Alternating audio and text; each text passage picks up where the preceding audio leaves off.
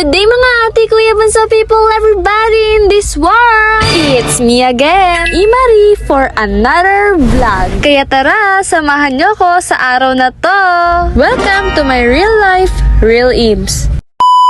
Hello peoples! This is Thursday morning na, first day of our exam. Wow, feel na feel ang umaga ngayong araw for today's video. Kasama ko pala ngayon ng isa kong classmate na si Paula. Siya ang nauna sa room at naisipan niyang samahan ako para makapag-video ng maayos. Hindi ko nga ina-expect na mauubos ang tinda ko dahil half day, pero sa awa ng Diyos ay nabenta ko lahat ngayong umaga before exam. Talaga namang gumagaan ang pakiramdam ko kapag nauubos na. Nasusuklian ako nito lahat ng aking pagod at gising ng madaling araw. Mapapakanta ka na lang talaga ng araw-araw sipig lang.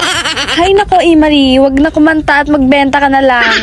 Nandito na po pala ako sa kabilang building. Sa wakas at nakapunta na ulit ako dito. Kaso wala pa masyadong estudyante. Buti na lang kahit papaano ay may bumibili. Isa na nga dito si Raver. Shoutout sa'yo. Pagkatapos nga naming bentahan si Raver ay bumalik na kami sa lagi kong pinagbebentahan na building. Dahil kanina ay wala pa rin masyadong estudyante. Dahil lahat ng schedule ngayong exam days ay 7 AM ang start. At around 6:30 nga po ako nagtinda kanina. O diba, nandito na ang mga suki ko sa second floor. Shoutout po sa inyo. Humanda kayo at aabangan ko kayo sa gate. Uy, hindi gaganon.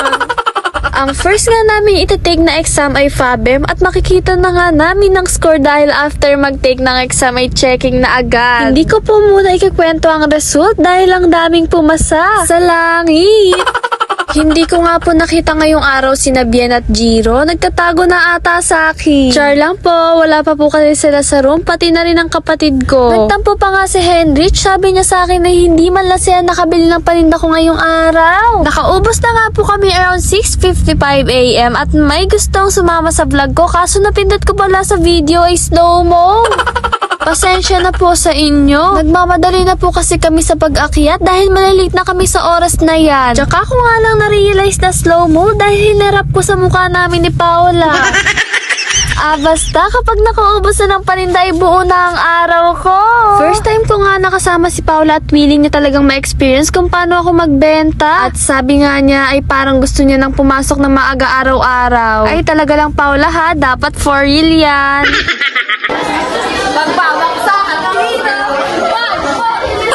Nakatapos na po kami sa dalawang mat ngayong umaga dahil magkasunod lang sila. Napakain na lang talaga ako ng kanin sa magiging result ng score ko sa exam. For the stress na agad si Mary sa dalawang subject, oh. Ang iba nga po ay hindi pa tapos mag-exam sa stat dahil hindi pa naman po exact time ng recess namin. Napaaga lang po kami kaya nakakapag-recess na ang karamihan. Kaya mahaba pa ang oras nila Roshan at Florence magharutan na para bang magjowa.